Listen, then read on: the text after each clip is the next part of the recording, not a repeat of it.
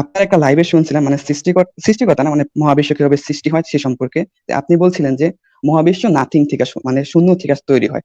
তো যখন কিছু ছিল না তখন শূন্য থেকে তৈরি হয়ে গেছে। তো আমি এর সপক্ষে মানে একটা রেফারেন্স দেখছিলাম, ইসলামিক রেফারেন্স, যে আল্লাহ বলেন হও আর হয়ে যায়। যখন তিনি হ বলেন তখন তো কিছু ছিল না, নাথিং থেকে কিন্তু পৃথিবী তৈরি হয়েছে, মানে এটা একদম সেখানে কি মিলে যায়, তাই সেখানে না? কি আল্লাহ ছিল? সেখানে কি আল্লাহ ছিল? আহ, মানে আপনি যে বললেন সেখানে কিছু ছিল না, সেখানে কি আল্লাহ আহ, ছিল নাকি ছিল না? সৃষ্টিকর্তা তো মানে ছিল, সৃষ্টিকর্তা বলছেন দেখে তো তাহলে হয়েছে, তাই না? যদি সে যদি থেকে থাকে তাহলে সেই জায়গাটা শূন্য হলো কিভাবে? সেখানে যদি কিছু সৃষ্টিকর্তা তো থেকে কোনো থাকে, অবজেক্ট না, সৃষ্টিকর্তা কোনো সেখানে যদি অবজেক্ট না, কিছু, বস্তু না। সেখানে যদি কিছু থেকে থাকে, সেটা যাই হোক, সৃষ্টিকর্তা হোক, সৃষ্টিকর্তা হোক, সৃষ্টিকর্তা হোক, যাই হোক না কেন, সেখানে যদি কিছু একটা থেকে থাকে, কিছু যদি থেকে থাকে, তাহলে তো সেটা শূন্য হইল না তো। আহ, মানে আপনি সৃষ্টিকর্তাকে অবজেক্ট কেন মনে করতেছেন? আমরা বলতেছি যে অবজেক্ট তো মনে সৃষ্টির শুরু। করতেছি কোথায়? আপনাকে কোথায় আমি বললাম অবজেক্ট মনে করতেছি? আপনাকে আমি বলেছি যে আমি ওই যে সৃষ্টিকর্তাকে অবজেক্ট মনে করেছি? আমি বলেছি কিছু, সেটা কিছু, সৃষ্টিকর্তা হোক, সৃষ্টিকর্তা হোক, মৃষ্টিকর্তা হোক, হ্যাঁ যাই হোক কিছু না কেন, ছিল। আচ্ছা আমি তাহলে তাহলে আরেকটু কিছু বলি। যদি থেকে থাকে, কিছু যদি থেকে থাকে, তাহলে সেটা শূন্য হইল কিভাবে? আচ্ছা আমি একটুখানি বলি, আমার কাছে এখন বই ভাই আছে, তো আমি ভাই একটু বই থেকে আপনি একটু বলি। আপনি আপনি আপনি কি কথা বলার জন্য শুধু বলছেন নাকি আপনি কথাটা শুনে চিন্তাও করছেন? বলেন তো। হ্যাঁ আমি চিন্তা করতেছি, এখন আপনি বলতেছেন যদি কিছু আপনি থাকে, বলে কিছু থাকেন, থাক। যদি আপনি বলে থাকেন সেইখানে শূন্য অবস্থা ছিল এবং জি হ্যাঁ। ঈশ্বর শূন্য অবস্থা থেকে মহাবিশ্ব সৃষ্টি করেছে, তাহলে তো সেখানে ঈশ্বরও তো ছিল বা আপনার জি সৃষ্টিকর্তা হ্যাঁ। তো ছিল। সেখানে যদি কিছু যদি থেকে থাকে, কিছু যদি থেকে থাকে, তাহলে তো সেই জিনিসটা বাই ডেফিনেশন আর শূন্য থাকে না। কিছু থেকে থাকলেই তো সেটা সেই কিছু একটা দ্বারা সেটা আর শূন্য, শূন্য অবস্থা এবং কিছু থাকা, এই দুইটা তো একই সাথে কো এক্সিস্ট করতে পারে না। সহ অবস্থান করতে পারে না। আপনার কথা আমি বুঝছি, but আমি আমার মতো করে যেভাবে চিন্তা করতেছি বিষয়টাকে। ভাই আপনি যেই মত করে চিন্তা করছেন সেই মত চিন্তার ভিতরে একটা বড় একটা গলদ আছে, বড় একটা ফুটা আছে, সেই এত বড় ফুটা যে ফুটা দিয়ে হাতে ঢুকে দিতে পারে। তাহলে আপনার তো ভাই সেই ফুটাটা আগে কিভাবে আপনি সলভ ভাই করবেন, কিভাবে ছিদ্রটাকে সলভ করবেন? এই ছিদ্র দিয়ে পানি ঢুকা যাবে ভাই, আপনি নৌকা বাইতেছেন আর পানি মানে নিচে দিয়ে ছিদ্র, একটু পরে ডুবা যাবে নৌকা, হ্যাঁ অলরেডি ডুবা গেছে। এখন এই যে ভাই সমস্যা, এই আপনার যে সমীকরণের ভিতরে এই যে বড় ধরনের সমস্যা, এই সমস্যার সমাধান আপনি কিভাবে করবেন এটা আগে উত্তর দিয়ে আপনি পরের স্টেপে যাইতে পারবেন। এটার উত্তর না দিয়ে তো আপনি পরের স্টেপে যাইতে পারবেন না, কারণ এখানেই তো বড় গলদ। আপনি বলতেছেন সেটা শূন্য, আবার বলতেছেন সেখানে ঈশ্বরও আছে, ঈশ্বরও আছে, শূন্য আছে একই সাথে, আপনার সৃষ্টিকর্তা আছে, শূন্য আছে একই সাথে, দুজন পাশাপাশি বসে আছে, একটা শূন্য এবং একটা ঈশ্বর, তারা পাশাপাশি আচ্ছা বসে তাহলে আমি ঈশ্বর একটু শূন্য, বলি। ঈশ্বর শূন্য থেকে মহাবিশ্ব তৈরি করতেছে। মানে ফাইজলামি নাকি ভাই? কথার তো একটা ইয়া থাকতে হবে, লজিক থাকতে হবে। ঈশ্বর আচ্ছা থাকলে তাহলে মানে এটা, সৃষ্টিকর্তা থাকলে সেই জিনিসটা শূন্য কিভাবে হইলো? আচ্ছা তাহলে এটা এরকম হতে পারে না যে সৃষ্টিকর্তা আগেই ছিল, পরবর্তীতে তিনি বলছেন যে হওয়া হয়ে গেছে, মানে ওটা নতুন কিছু হয়েছে তৈরি, মানে তিনি ছিলেন এরকম তার না, মানে নতুন কিছু। তাহলে তো হ্যাঁ বেসিকটা ফিল হ্যাঁ আপ হইলো না। আপনার যে বেসিক দাবিটা যে শূন্য থেকে মহাবিশ্ব সৃষ্টি করা হয়েছে, তাহলে তো শূন্য থেকে মহাবিশ্ব তৈরি করা হলো না, তাহলে আল্লাহ থেকে মহাবিশ্ব তৈরি করা হলো। আল্লাহ যদি না, এক্সিস্ট করেই থাকেন আর ওইখান থেকে যদি মহাবিশ্ব আসে, তাহলে তো আল্লাহ থেকে মহাবিশ্ব আসলো, শূন্য থেকে তো মহাবিশ্ব আসলো না। আহ, আস- আপনার কথা ঠিক আছে, বাট আমি ডেফিনেশন আমি একটু বুঝিয়ে বলি যদি একটু সময় হয়। যে আমি বুঝাইতেছি এরকম, ধরেন সৃষ্টিকর্তা সর্বদা মানে সব সময় বিরাজমান আছেন, তো তিনি তিনি সৃষ্টি সৃষ্টি করতে চাইলেন মহাবিশ্বকে, তো তিনি সৃষ্টি করতে মানে বললেন হও, এটা হয়ে গেল, মানে আরবিটা আমার মনে নেই, তো হয়েছে যে এটা একটা তাহলে আচ্ছা ভিন্ন আপনার জিনিস এই যে তৈরি এই হয়েছে, এই তাই না? যে এই যে আপনি আপনার লাইনটাই আরেকবার শুনেন, যে সৃষ্টিকর্তা সবসময় ছিল, সর্বদা বিরাজমান ছিলেন, তিনি বললেন এন্ড হয়ে গেছে। কেউ যদি সবসময় সর্বদা বিরাজমান থাকে, তাহলে তো ওই জায়গাটাতে কখনো শূন্য থাকে না। তিনি যদি বলে হও আর হয়ে যাও, তাহলে তো উনি শূন্য থেকে কোনো কিছু সৃষ্টি করছেন না, উনি উনার থেকে সৃষ্টি করতেছেন বা উনার পাওয়ার থেকে সৃষ্টি করতেছেন। উনি তো যে শূন্য হ্যাঁ ঠিক আছে, অবস্থান ঠিক থেকে আছে, আপনার লাইন উনার, ঠিক আছে, ওনার শক্তি থেকে সৃষ্টি হইতেছে, হ্যাঁ দ্যাটস মিন তাহলে তো ওনার শূন্য থেকে তো থেকে তৈরি সৃষ্টি, হইতেছে না। শূন্য থেকে তো সৃষ্টি হচ্ছে না, ওইখানে তো তা শূন্য তার পাওয়ার অবস্থান যদি থেকে। শূন্য হয়, আচ্ছা তার পাওয়ার ধরেন ধরেন শূন্য আছে, তার পাওয়ার আল্লাহর কোনো পাওয়ার একটা শূন্য, স্টেটমেন্টে, আল্লাহ না না থাকবে, না না, আমি পাওয়ার থাকবে বলতেছি বা না, শূন্য অবস্থান থাকবে, না না সেটা বলতেছি না, পসিবল। আল্লাহর পাওয়ার শূন্য। তার পাওয়ার কোনো একটা আচ্ছা স্টেটমেন্ট শূন্য আচ্ছা থেকে ওটা হয়েছে, ঠিক আচ্ছা আছে। আচ্ছা আচ্ছা আচ্ছা আরেকটু ভাই ভাই আরেকটু মাথা খাবার, আল্লাহ থাকবে, আল্লাহর পাওয়ার আছে, সাথে শূন্য অবস্থান আছে, তিনটা মানে আচ্ছা তিনটা একই আচ্ছা সাথে একটু কোএক্সিস্ট করা একটু কিভাবে বলি, পসিবল? ফারাজ ভাই একটু বলি, ধরেন একটু আমি একটু আমার একটু একটু শক্তি একটু দিয়া, একটু একটু খায়রুল খায়রুল খায়রুল আপনি একটু একটু মানে আপনি বলতে যাচ্ছেন আপনার মহাবিশ্বের আগে আপনার অসীম ঈশ্বর ছিল, তাই তো নাকি? হ্যাঁ সৃষ্টির শুরু তো মহাবিশ্বের অস্তিত্ব ছিল, এটা অবশ্যই থাকতো। এই সৃষ্টিকর্তা আপনার অসীম, তাই তো? জি হ্যাঁ। অসীম আর শূন্য একসাথে অবস্থান করতে পারে না, এটা বাই ডেফিনেশন একটা আরেকটাকে ভায়োলেট করে। এই আচ্ছা, সিম্পল জিনিসটা কি আপনি বুঝতে পারছেন না? বুঝতে পারছি যে আমি আপনাকে আপনার তো প্যারাডক্সিক্যাল সাজিদ বইটাকে অনেক মানে কি বলে তুচ্ছ তাচ্ছিল্য করেন, সেখানে অবশ্যই ডেফিনিশন অবশ্যই করি, অবশ্যই করি। আপনাকে আমি দেখাবো কেন তুচ্ছ-তাচ্ছিল্য করে দেখাবো? আমি কি বই আচ্ছা, খুলে ওইখান থেকে একটা একটু একটা রেফারেন্স দিকে বলি, ওইখানে একটু না, রেফারেন্স না, বলি। ওই আপনি আপনার মতো বলেন, কিন্তু ওইখানে ওই বইটাকে নিয়ে আমরা হাসাহাসি করতে পারি এখন ১ ঘন্টা বসে। আমার কাছে বইটা আছে। আমি একটা পাতা উল্টাবো এবং এটা নিয়ে খ্যাঁক করে হাসতে পারি। ১ ঘন্টা হাসতে পারি। কিন্তু এটা নিয়ে এত সময় নষ্ট করতে চাই না। না, আপনি আমি ওইখানে আপনার মতো ডেফিনিশন করে ওইখান বলেন। থেকে একটু বলি যে ওইখানে বলা ছিল যে সৃষ্টি আর সৃষ্টিকর্তা তো ভিন্ন। সৃষ্টি হইলো গা ধরেন মানে ওই এখানে তো উদাহরণটা ডিরেক্টলি বলি, ওই গোড়ায় উদাহরণটা বলি। ভাই খায়রুল সাহেব, ওই ওই রাস্তায় যেতে হলে, সৃষ্টি এবং স্রষ্টা ওই রাস্তায় যেতে হলে আপনাকে আগে প্রমাণ করতে হবে যে সৃষ্টি বলে কোনো কিছু আছে।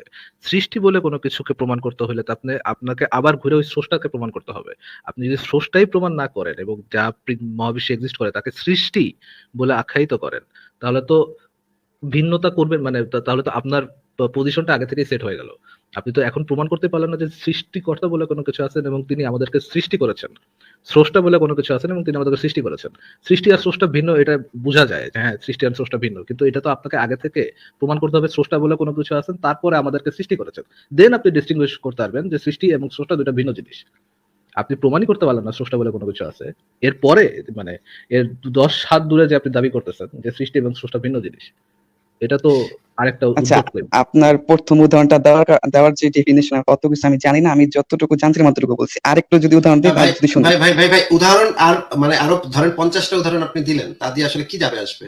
আপনার যদি বেসিক জিনিসটা যদি ফুলফিল না হয়, তাহলে আপনি যদি এখন মানে ৩ ঘন্টা ধরে আপনি যদি মানে ৫০০টা উদাহরণ দেন, তা দিয়ে কি যাবে আসবে ভাই? আচ্ছা, না, আচ্ছা ভাই, আসলে একটা তো ছোট এই প্রশ্ন করি। খায়রুল ফারাজ ভাই, ভাই একটা আমাকে আসলে কনফিউশন করে ফেলেছেন। মানে আচ্ছা, আমি যে লাইনটা খায়রুল ছিলাম। সাহেব, একটা ছোট প্রশ্ন করি আপনাকে। ওকে, ইমাজিন করে স্রষ্টা বলে কোনো কিছু নাই।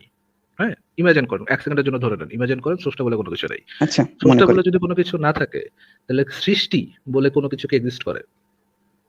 না, স্রষ্টা না থাকলে সৃষ্টি তো হতে পারে না, মানে আমাদের লজিক্যালি দেখতে গেলে। ধরেন আমাদের যে মহাবিশ্ব, সেই মহাবিশ্বে স্রষ্টা বলে কোনো কিছু নাই। আপনি আছেন, আমি আছি, যা আছে সবকিছু সব চলতেছে। কিন্তু স্রষ্টা বলে কোনো কিছু নাই। ইমাজিন করেন, ধরে নেন। যদি আচ্ছা, স্রষ্টা বলে কোনো কিছু নাই থাকে, তাহলে আমাদেরকে তো সৃষ্টি বলে আখ্যায়িত করা যাবে না। আমাদেরকে সৃষ্টি বলে আখ্যায়িত করতে হইলে প্রথমে স্রষ্টা বলে একটা বিং আছে, এইটা প্রমাণ করতে হবে। আপনি সৃষ্টিকর্তা বলে কোনো বিং একটা আছে, কোনো একটা সত্তা আছে, এটা প্রমাণ না করেই, এটা সপক্ষে কোনো যুক্তি প্রমাণ না দিয়েই যদি বলেন স্রষ্টা আর সৃষ্টি দুইটা ভিন্ন জিনিস, তাহলে তো ভাই আপনার মানে হ্যাঁ, আমি ওই আপনার যুক্তিটা লজিকটা বুঝতে পেরেছি। মানে প্যারাডক্সিক্যাল সাদিকের যে উদাহরণটা দেওয়া হয়েছে, ওই উদাহরণটাকে এটাকে মানে ওইটার আপনি বিরুদ্ধে মানে বলছেন, তাই তো? ওইটা না, না, আমি ওইটার বিরুদ্ধে আমি ওইটা মানে ওইটা আমার ইসের মধ্যেই নাই, কনসার্নের মধ্যেই নাই। আমি আমার কনসার্নটা শুধু এই আলোচনার মধ্যে, ওই বই আমার কনসার্নের মধ্যেই না। আমার কথাটা হচ্ছে, যখন কেউ যুক্তি দিবে যে স্রষ্টা এবং সৃষ্টি দুইটা ভিন্ন জিনিস, এইটা বলার আগে স্রষ্টা বলে কোনো কিছু এক্সিস্ট করে, সেটাকে তো আগে প্রমাণ করতে হবে। সেটা প্রমাণ না করে কেউ যদি বলে স্রষ্টা এবং সৃষ্টি দুটো ভিন্ন জিনিস, তাহলে তো আপনি আগে থেকেই ধরে নিচ্ছেন যে স্রষ্টা এক্সিস্ট করে, হ্যাঁ, স্রষ্টা বলে কোনো কিছু অলরেডি আছে এবং আমরা সৃষ্টি এবং আমরা স্রষ্টা থেকে ভিন্ন। ভাই, স্রষ্টাই তো প্রমাণ হয় নাই, আমরা যে সৃষ্টি সেটাও প্রমাণ হয় নাই, আমরা যে ভিন্ন সেটা তো আলাদা করে প্রমাণ করতে হবে। এগুলো না করেই যদি আপনি মানে ডিস্টিংগুইশ করা শুরু করে দেন, তাহলে তো আপনি ধরেই নিচ্ছেন স্রষ্টা বলে কোনো কিছু আছে এবং আমাকেও ধরতে বলতেছেন স্রষ্টা বলে কোনো কিছু আছে এবং আমরা তার সৃষ্টি। কিন্তু আপনাকে তো আগে স্রষ্টা বলে কোনো কিছু আছে সেটা প্রমাণ করতে হবে। ফারাজ হ্যাঁ, ভাই, কিন্তু আমার ফারাজ জ্ঞান ভাই তো সীমিত। কিন্তু ফারাজ ভাই এখানে কিন্তু সমস্যা আরো জটিল। সমস্যাটা জটিল হয় কোথায়?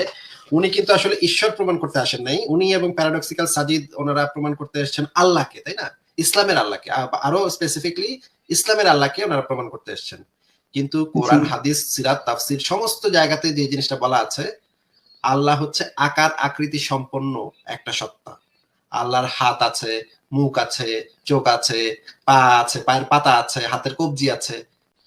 আমি বুখারী শরীফ থেকে শুরু করে সমস্ত সিয়াসিত্তার হাদিস গ্রন্থগুলা থেকে প্রত্যেকটা জিনিস আমি এখন দেখাবো একটু পরে একটা একটা করে, আসিফ ভাই, যে আপনি কি এগুলা রেফারেন্স সহকারে দেখাতে পারবেন?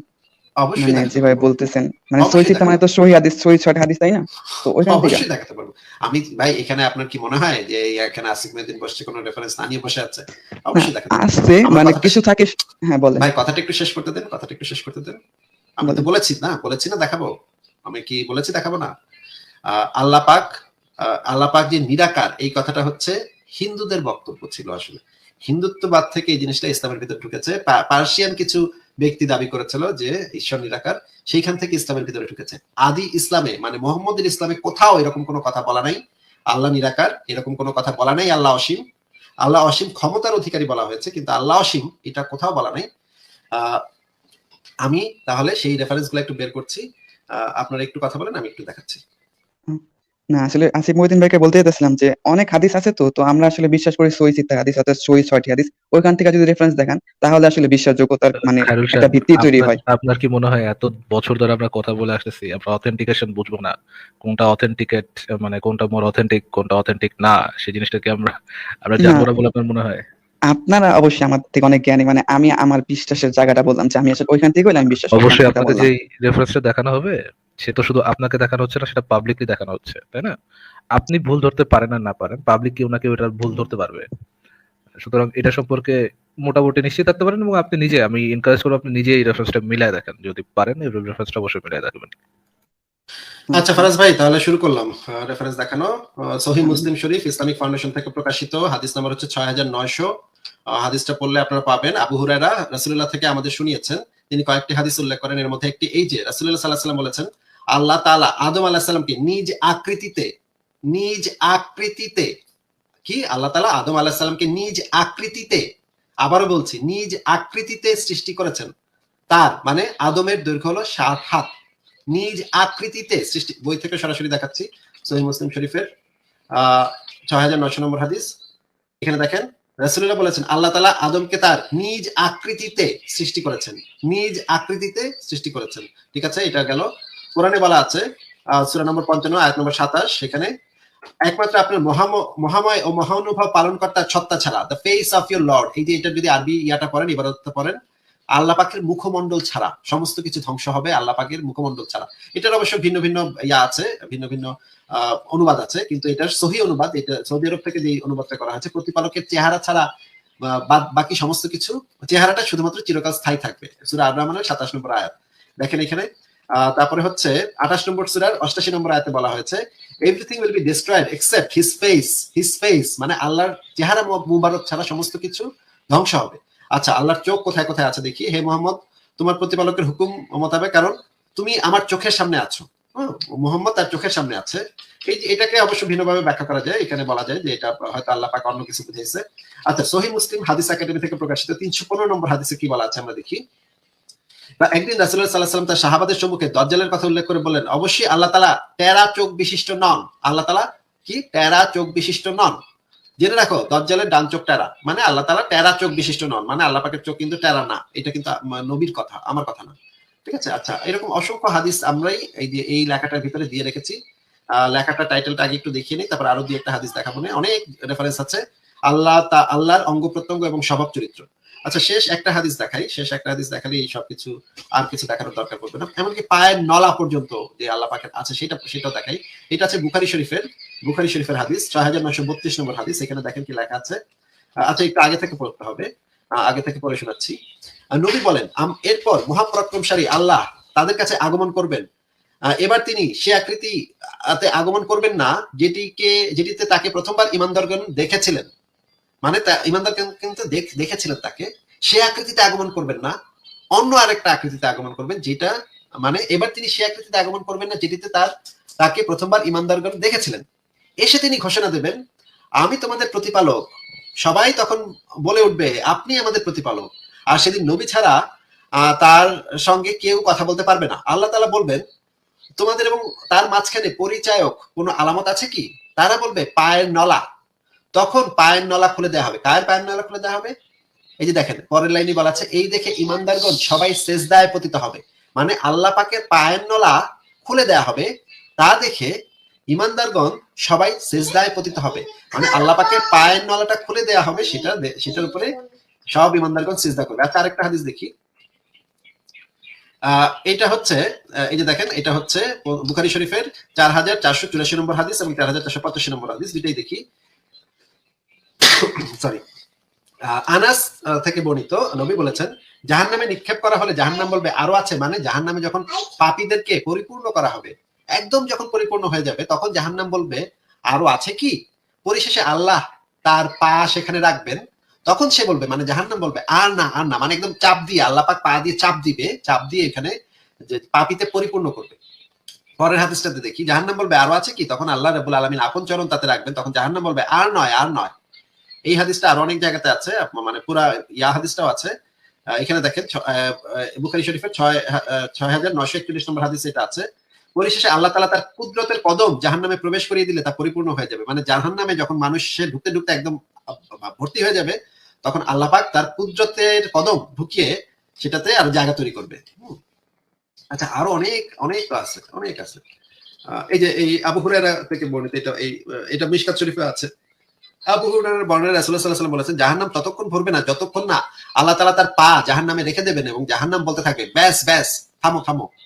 হ্যাঁ, তারপরে হচ্ছে আরো অনেক হাদিসে এই জিনিসগুলো বলা আছে। আল্লাহ পাকের হাত, পা, মাথা কোনটা কি সেগুলো এই জায়গায় দিয়ে রেখেছি, আপনারা এখান থেকে পড়ে নিতে পারেন। আরেকটা জিনিস দেখাতে চেয়েছিলাম, সেটা হচ্ছে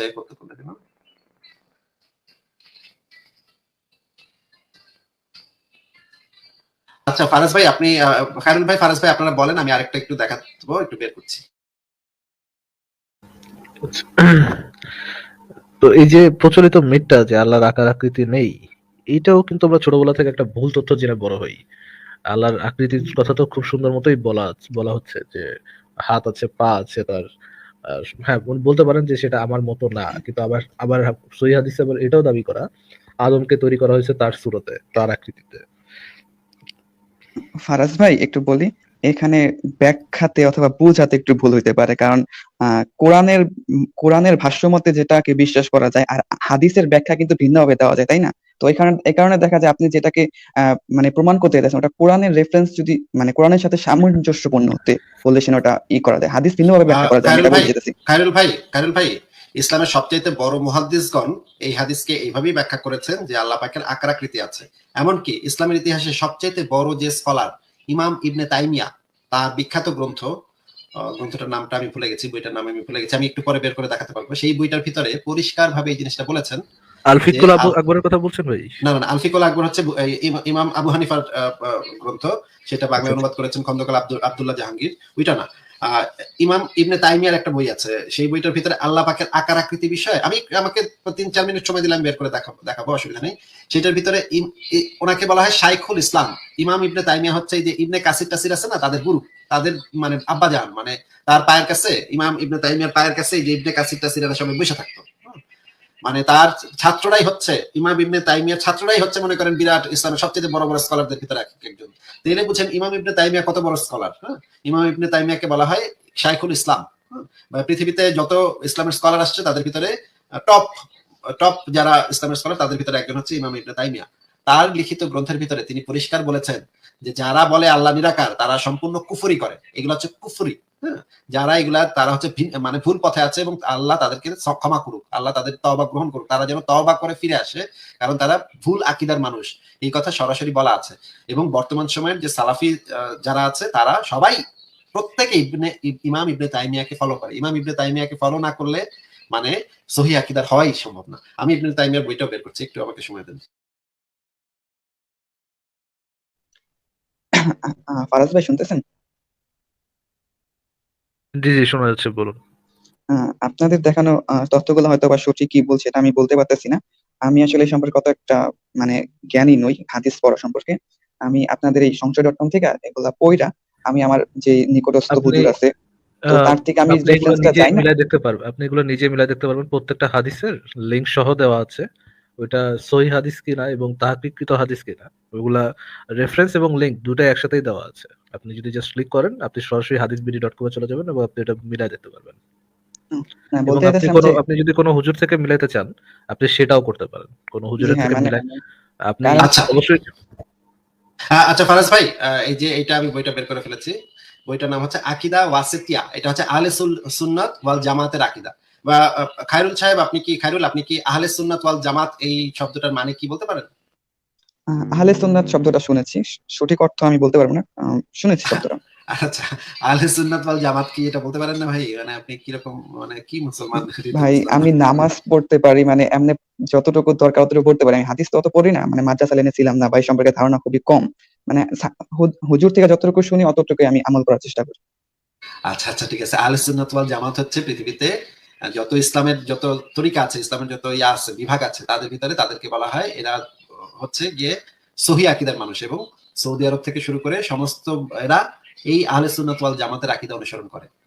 মানে সবচেয়ে বড় বড় ইসলামের যারা স্কলার তারাও এই আহলে সুন্নাত ওয়াল জামাতের আকীদা অনুসরণ করে। এবং আমাদের যে দেশের এই যে মানে আমাদের অনলাইনে যে মুশফিক মিনার আছে, মুশফিক মিনারও হচ্ছে গিয়ে আহলে সুন্নাত ওয়াল জামাতের আকীদা অনুসরণ করে। এমনকি যে আপনি যার বই পড়েছেন আলিবাজার, তাকেও গিয়ে জিজ্ঞেস করবেন, সেও বলবে আমি আহলে সুন্নাত ওয়াল জামাতের আকীদা অনুসরণ করি। কারণ এটা না বললে তারে ভাই দইরা ছেঁচবে, অন্য অন্য আলেমরা তারে দইরা ছেঁচবে, ঠিক আছে? আপনি তাকে গিয়ে জিজ্ঞেস করবেন, ভাই আপনি কি আহলে সুন্নাত ওয়াল জামাতের আকীদা অনুসরণ করেন নাকি অন্য আকীদা অনুসরণ করেন? প্রত্যেকেই বলবে যে আমি আহলে সুন্নাত ওয়াল জামাতের আকীদা অনুসরণ করি। যদি না তার মাথা নষ্ট হয়ে থাকে। কারণ এটা অনুসরণ করতেই হবে। যদি তারা সহিহ আকীদার বলে দাবি করে তাহলে এই আকীদা অনুসরণ করতেই হবে। এখন কি বুঝতে পারতেছেন ভাই এটা কি? জি ভাই, এটা বুঝতে পারছি। মানে এই নিয়ম অনুযায়ী বা এই আহলে সুন্নাত ওয়াল জামাতের যা নিয়ম আছে এটা অনুযায়ী চললে একজন মানে ভালো মুসলিম হওয়া যায়, মেবি এরকম কিছু। আচ্ছা, এই আহলে সুন্নাত ওয়াল জামাতের আকীদা এবং এই বইটার নাম হচ্ছে এই দেখালাম। বইটার মূল লিখেছেন শাইখুল ইসলাম আহমদ বিন আব্দুল হালিম ইবনে তাইমিয়া। এই দেখতে পাচ্ছেন ইবনে তাইমিয়া, দেখতে পাচ্ছেন ভাই? জি হ্যাঁ, আমি স্ক্রিনশট নিয়েছি। আচ্ছা, এই ইবনে তাইমিয়া হচ্ছে ইসলামের ইতিহাসে সবচেয়ে বড় স্কলার, সবচেয়ে বড় আলেম, যাকে বলা হয় শাইখুল ইসলাম। তার আচ্ছা আমরা একটু এটাও করি, মানে তার সম্পর্কে একটু এখানে শুরুতে বলা আছে, সেটাও একটু পরে দেখুন। সেটা একটু পরে দেখি এখানে কি বলা আছে তার সম্পর্কে। এই যে দেখেন এখানে বলা আছে মুসলিমদের মধ্যে ইসলামী সংস্কৃতির ব্লা ব্লা ব্লা ব্লা ব্লা, তার মধ্যে একটি মূল্যবান বই হচ্ছে আকিদা ওয়াসিতিয়া, যার লেখক হচ্ছেন শাইখুল ইসলাম ইমাম ইবনে তাইমিয়া। সপ্তম ও অষ্টম হিজরি শতকে ইমাম ইবনে তাইমিয়া ছিলেন একটি নিরবিচ্ছিন্ন সংগ্রামের নাম। তিনি সংগ্রাম করেন শিরক ও বিদাতের বিরুদ্ধে, তিনি সংগ্রাম করেন অন্যায় ও অসত্যের বিরুদ্ধে, জুলুম ও নির্যাতনের বিরুদ্ধে, ব্লা ব্লা ব্লা ব্লা ব্লা। হ্যাঁ, তার অনেক প্রশংসা করা হয়েছে, যে তার ইয়া বই, তার থেকে একটু প্রশংসা করবেই।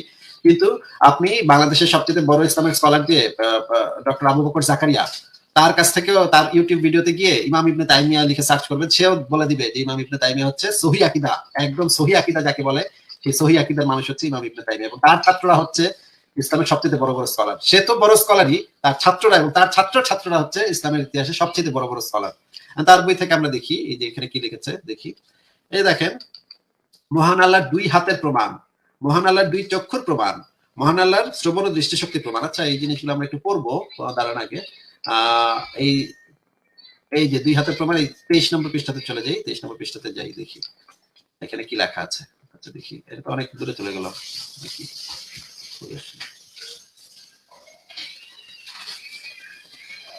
আচ্ছা, এই যে দেখেন এখানে বলা হচ্ছে, অর্থাৎ আমি যাকে সহজতে সৃষ্টি করলাম, কোরআনের আয়াত দিয়ে বলা হচ্ছে, অর্থাৎ আমি যাকে সহজতে সৃষ্টি করলাম তার প্রতি সেজদায় অবনত হয়ে কিসে তোমাকে বাধা প্রদান করলো? সূরা এটা কি? সূরা সাদ 75।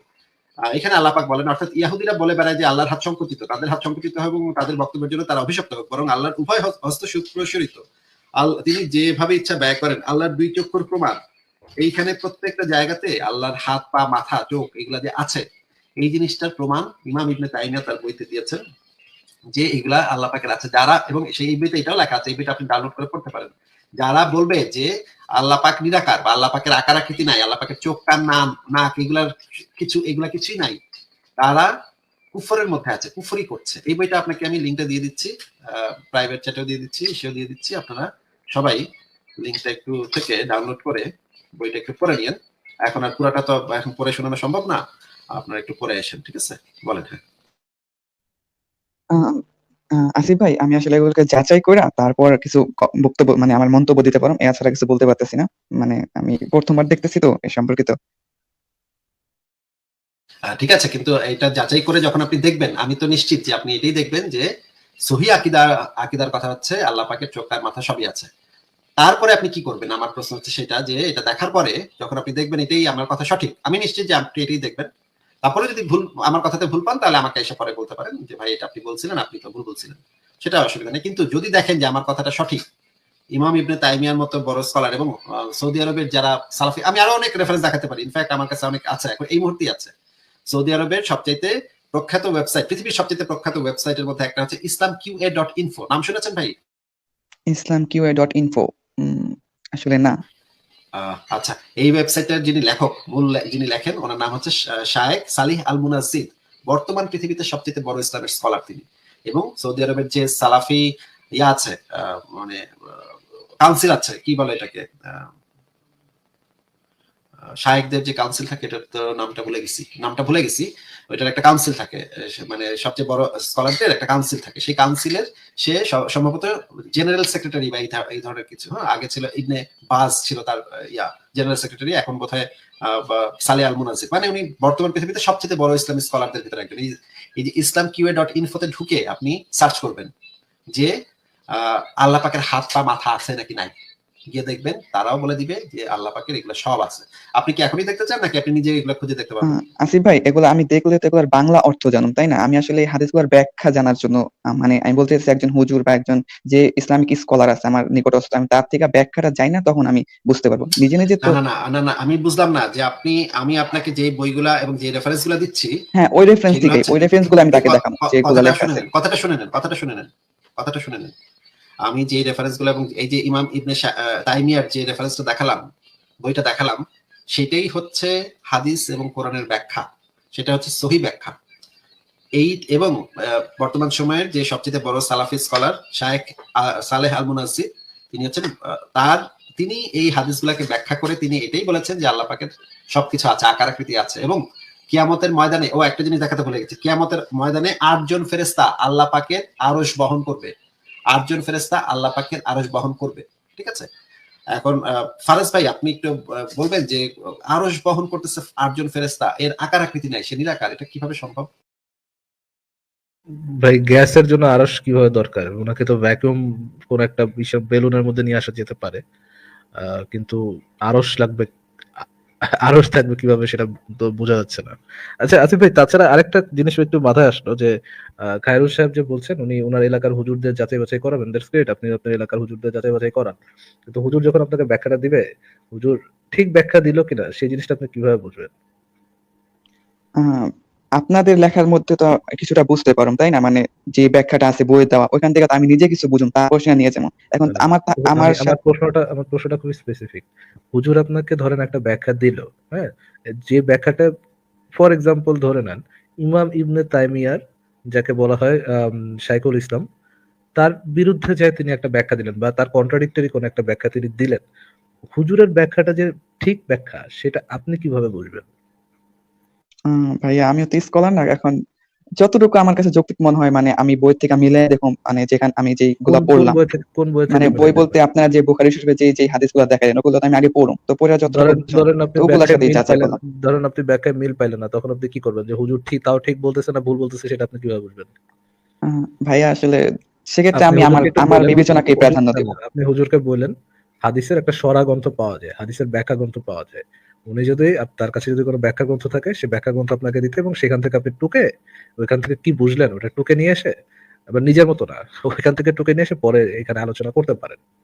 হ্যাঁ, হুজুর একটা আহ, বলে দিলে আপনি শুনে চলে আসলেন, তাহলে এটা আমরা বুঝবো কিভাবে যে হুজুর আপনাকে আসলেও কি বুঝাইছে বা আপনি আসলেও কি বুঝছেন, আর বুঝে আসলেও আমাদের কি বুঝাচ্ছেন?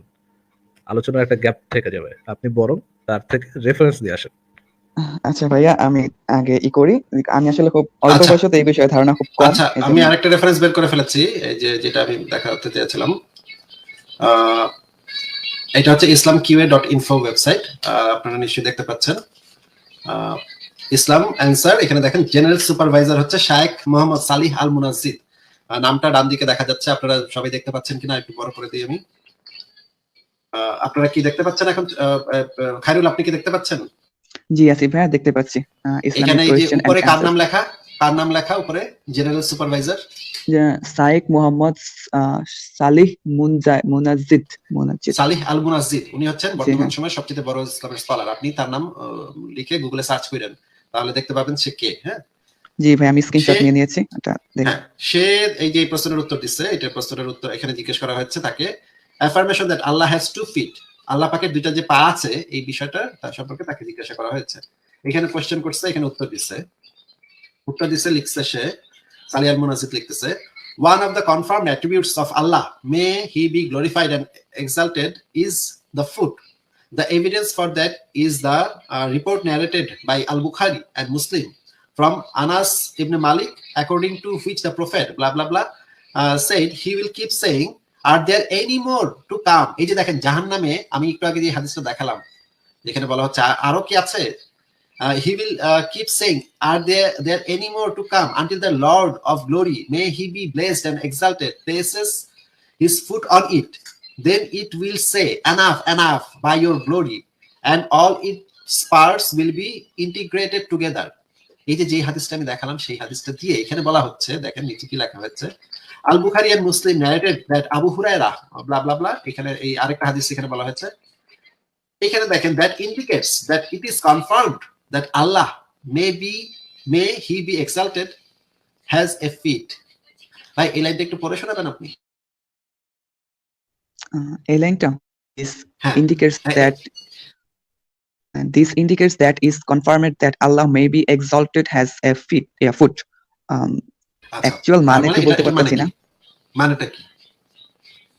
মানে বলতে আপনি পারছেন না? বলেন, আমি সঠিকটা বলতে পারবো না। আচ্ছা ঠিক আছে, ঠিক আছে, আপনি পরে একটু বারণ করে মানে অর্থগুলো পড়ে নিয়েন, আমি আপনাকে দেখাই দিচ্ছি। তারপরে এখানে দেখেন ইমাম ইবনে তাইমিয়া রেফারেন্স এখানে দেওয়া হয়েছে, এখানে দেখেন these two reports confirm that Allah may he be exalted has 2 feet and this is the belief of আহলে আল সুন্নাহ। আহলে আল সুন্নাহর বিশ্বাস হচ্ছে আল্লাহ পাকের 2টা পা আছে। আল্লাহ মানে আহলে আল সুন্নাহর কি মানে আকীদা কি তাহলে ভাই? আহলে আল সুন্নাহ তো আসলে সঠিক মানে মুসলিম হিসেবে যেসব কথাগুলো পালন করা হয় আহলে আল সুন্নাহ অনুযায়ী পালন করা হয়, তো মানে আমি এরকম বুঝি। এই তো ভেরি গুড। তাহলে এখন আরো নিচে নামেন, দেখেন এখানে দেখেন আরো বাইহাকি কি বলেছেন, বাইহাকির অনেক রেফারেন্স দেওয়া আছে এখানে, রেফারেন্স সবগুলো পড়বেন, আপনি বসে বসে পড়বেন, অর্থ সহ পড়বেন। এখানেও ইবনে তাইমিয়ার ইয়া দেওয়া আছে, তাইমিয়ার রেফারেন্সটা কই,